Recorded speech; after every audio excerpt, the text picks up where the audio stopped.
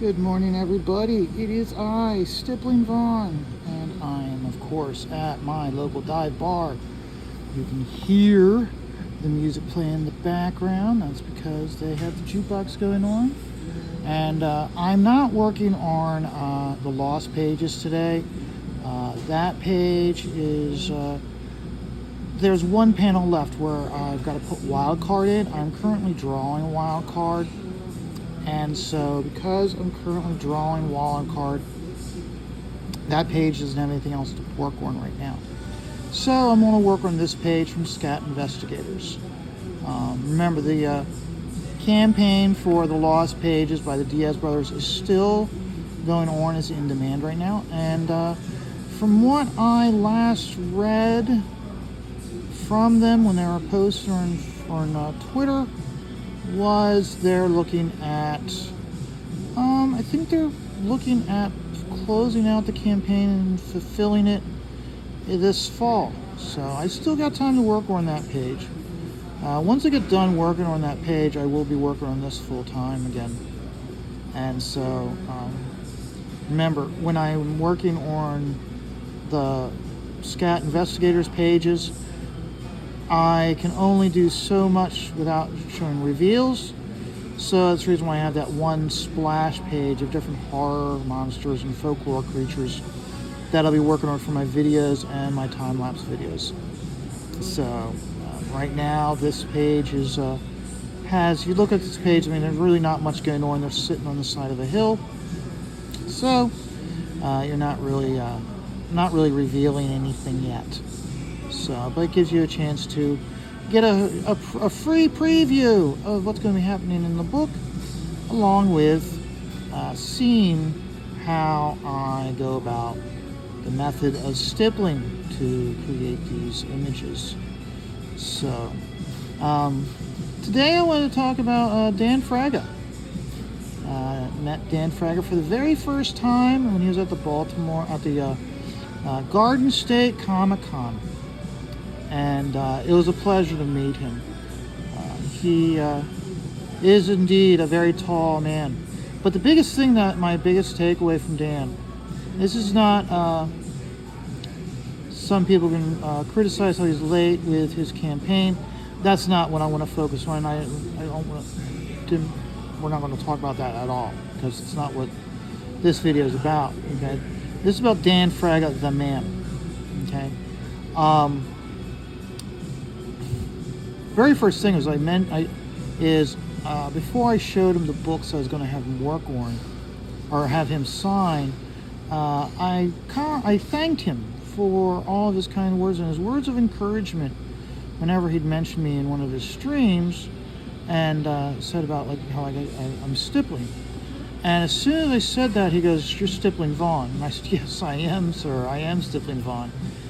And then I proceeded to show him the books I was having him sign. Before we even got to that, he was working on a commission, and it was a Batman piece, and it was really neat. He had the Batman as well, like a hunched down pose with his arms extended, and I was like, wow, that's a very dynamic pose. And I said, "You use that pose a lot." And he goes, it's Adam Hughes. And how, like Adam Hughes, if you look at how he drew Wolverine and how it's just by foreshortening the arms and scrunching up the body, it leads to a dynamic action pose. So it implies that there's a lot of action going on, even if it's just a pose of Batman. So it was really neat. It was seeing it and all, and having him explain the process. And yeah, you do look at it, like he is heavily influenced by Art Adams, and there's nothing wrong with being influenced by certain artists. If you look at how I do my stuff, it's very easy to say that I'm influenced and I'm trying to clone Bernie Wrightson. That's not the case. It perceives that way. I mean, you have to understand, the only real, I don't have a whole lot of Bernie's stuff. I've got, when he did some stuff for IDW, I did pick up those books, like The Ghoul, and I think it was like Johnny Fantastic or something. I forget what it was. It was basically a boy genius, and he is an inventor. I had those, and then other than that, I had like a few things. Okay, like for instance, like one of the first things I had him sign when I met him for the first time in Baltimore was I had him sign. I think it was like 2 issues of The Weird, which was art by him and a story by Jim Starlin. And then I think the other was Batman Cult.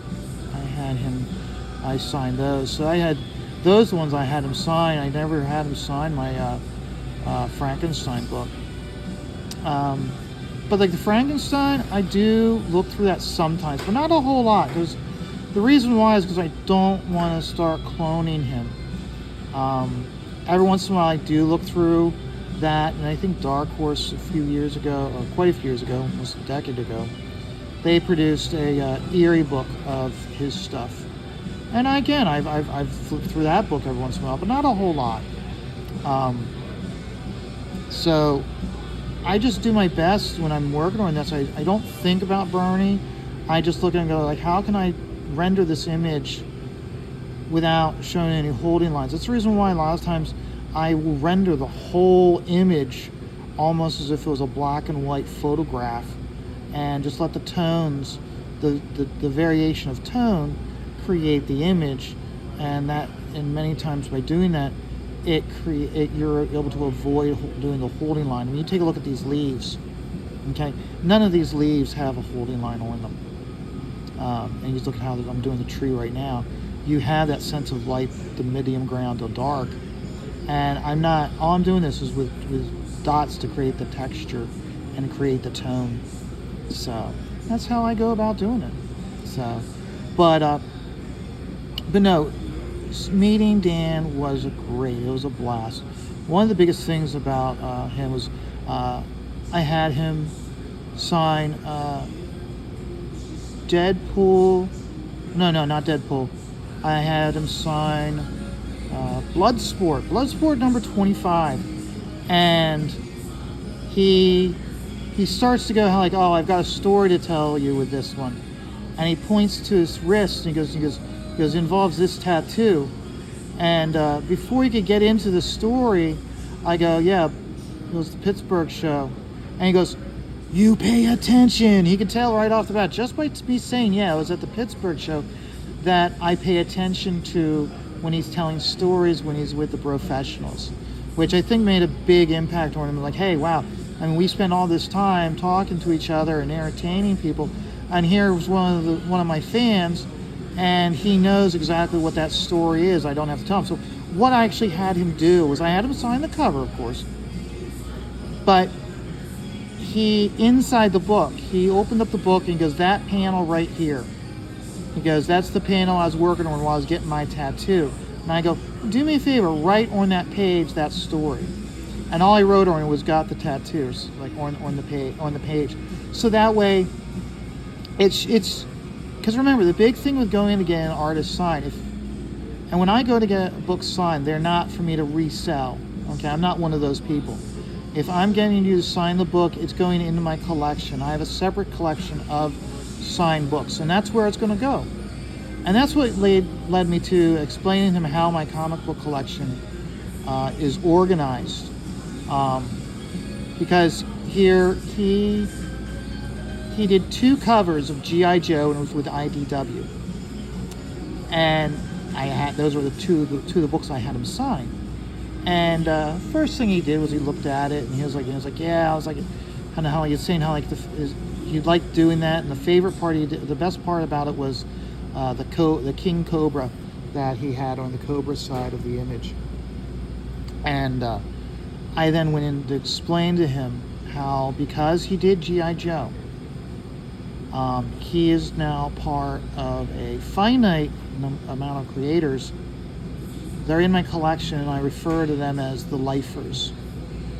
And so how I explained to another creator at the show, is that my regular collection, just comic books in general, okay, I equate it to prison terms. Okay, the regular comic books collection of just regular books, that's Gen Pop.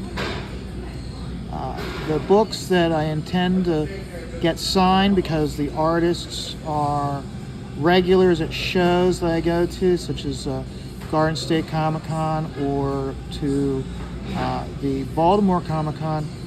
The artists I am most likely to get them to sign the book, they're in a separate, I think it's like 6 long boxes, separated by names, and I refer to that as Most Wanted. So they're separate from the Gen Pop. And then once I get a book signed, it goes into I have a separate shelving area for just the signed books. And it equates to 1, 2, 3, 4, 5, 6, about 7 to 8 long boxes. That's just the signed books. And I call that lockdown. Those books are locked down. I'm not, okay? And then anything, G.I. Joe and Star Wars. G.I. Joe Star Wars are my favorites, all-time favorite books. I was getting, when I really started noticing comic books, those were the comic books I was getting.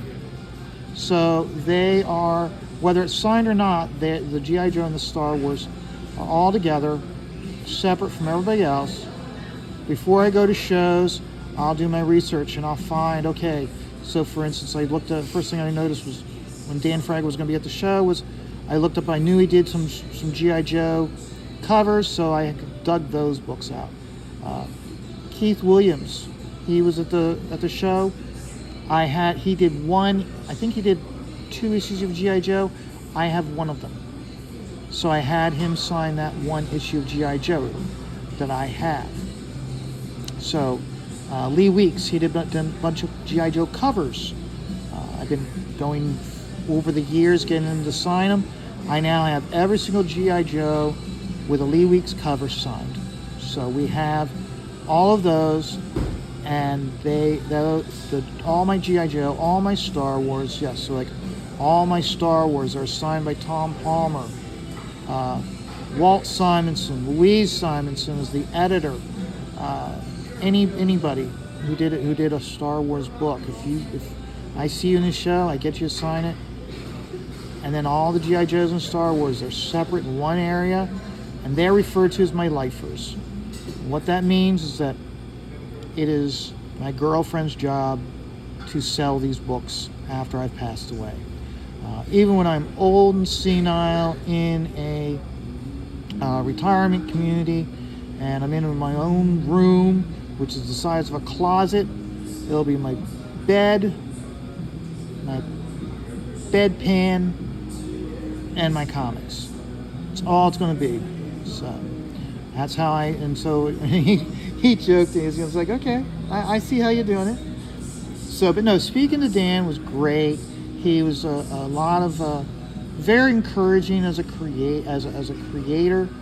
He wants to see the best. I showed him and I gave him photocopies of 2 Rob Liefeld pages that I did. One was an Infinity with Robert Kirkman. I did one of those pages.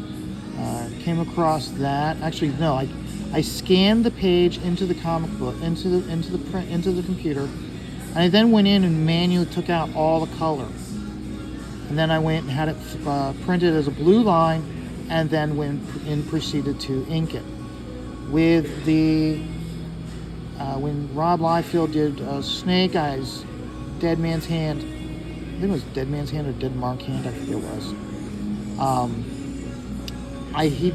He had one cover was black and white. I had that printed off as a black and white image, or as a blue line image, and then I inked that. So I showed them to Dan, and Dan was completely blown away. Like, holy shit, look at this. So I gave him photocopies of those to keep for himself, where normally I sell them at shows.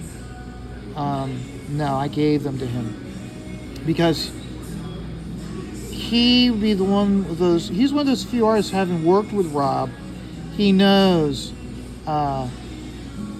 what went into, he could appreciate the work that I did. Sometimes when I show it to other people, the response, you can tell that the response and the enthusiasm for what they're seeing is fabricated. I believe that Dan Fraga's response was 100% genuine, and that's the reason why I wanted to have those pages. Now, whether he shows them to Rob or not, that's entirely up to him. I've posted them on YouTube. I've posted them on Twitter, all the social medias numerous times, tagging Rob Ornum. Never heard back. So if he shows them to Rob, great. If not, no skin off my teeth. Okay, I mean, I did them. I had a great time doing them, and I've moved on. In some ways, I was like, if I really wanted to, I would study Rob, and I'd redraw my whole book and ape Rob's style, just so I could ink them. But that, again, that's not how I am. I want to have my own style. I don't want. I mean, it can be easy to say that, okay, he's influenced by this or this, but I don't want to, like, oh, he's ripping off this artist and he's ripping off that artist. I don't. It's not how I really want to be known for. It's not. I never care. I don't want to be known for that. So, but no, meeting him and having him see the pages that I had done, having him, and here's the thing also is that he has a very quick mind, and he remembers a lot. So you show him a book they did, and he goes, "Oh yeah, da da da," and he remembers that. And it's like he can all but like tell you what the weather was the day that he did that page or did that book. He knows exactly what's going on in his life when he was doing those books. So like I had him sign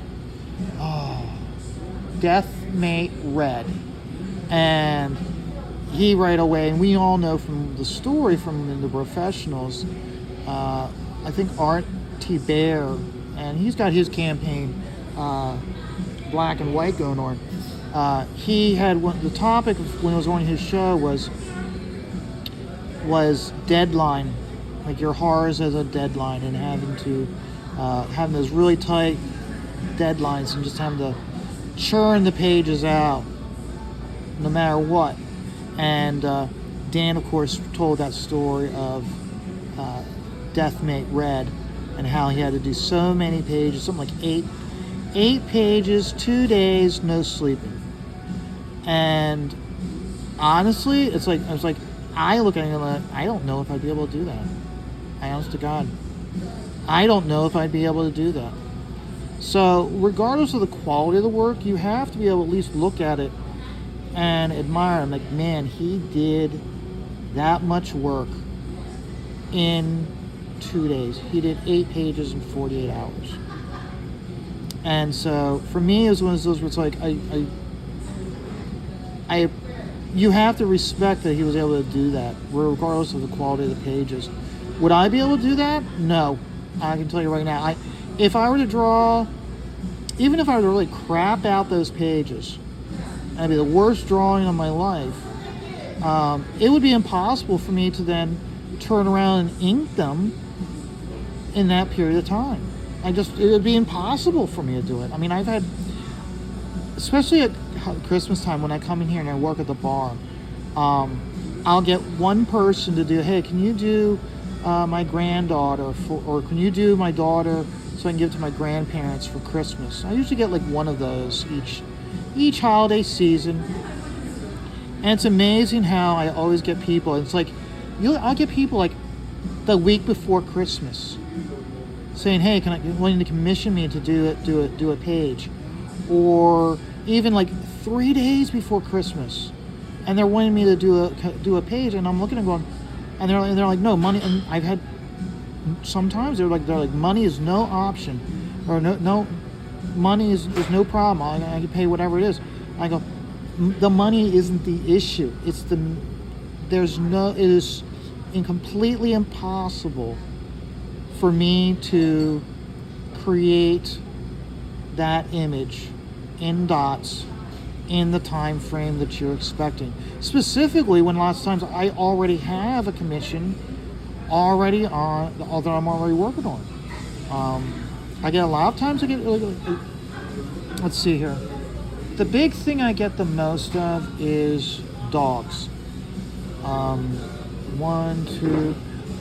I've had 3 years in a row where someone would ask me to do a dog. So that's always the biggest one.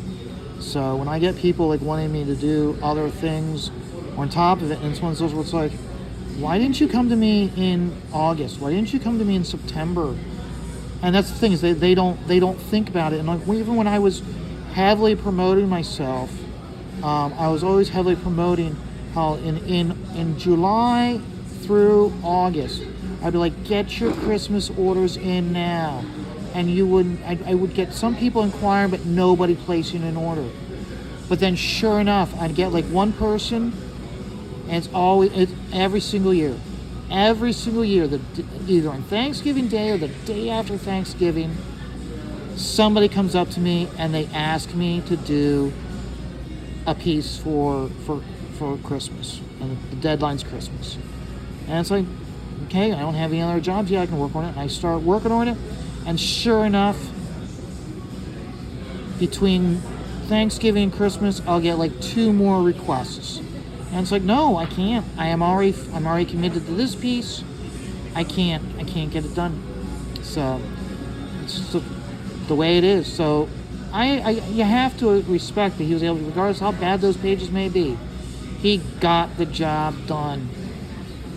So, but no, meeting him was a blast. I can't wait to see him again and talk to him again, share more stories with him, or I should say, learn more stories from him. He's a very delightful person to talk to, and if you ever have the chance to meet him at a show, take advantage of that opportunity, because you're not going to regret it.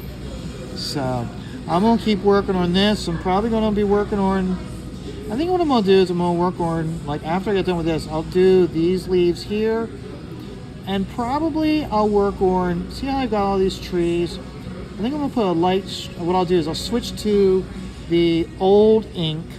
Remember, the old ink gives you a lot more of a finer dot, much more of a grayer dot, wispy dot. And I'll use that to fill in behind these trees. And then when I have that done, the only thing I'll do is I'll do these guys in the newer ink, so they're darker. And then this panel will be done. So, and then it'll be this panel down here I gotta work on. As you can see, I was working on that one yesterday, and I'm just going in, and I hope you can make out how like I'm haphazard, pushing and pulling with the dots. So you have some areas that are really light, some areas that are darker, and that's all intentional because I wanted to give you that feeling of the foliage. We've got these guys here, they're looking out. Well, what are they seeing? They're seeing all the foliage from all the trees. So then going in here and doing that, so that way you have that illusion, a symbol of that illusion of what the foliage looks like. Because remember, you're not going to draw every goddamn leaf. You're not going to be like Ethan or George and draw every goddamn leaf. No. You just go in, you put in this push and pull of the lights and darks, and it gives you that illusion of there being foliage. And then what I'll do is, like I said, is that when I have this whole thing edged, I'm going to then take like a whiteout marker, whiteout brush, and just pull away so you get those speed lines of focusing in right on Bob, so that way Bob and Mac are about to literally get sucker punched from behind. So, but yeah, everybody have a great day. It's a rainy day where I am, so whether it's a rainy day or a sunny day, remember, life is always stressful. Just take it all one dot at a time.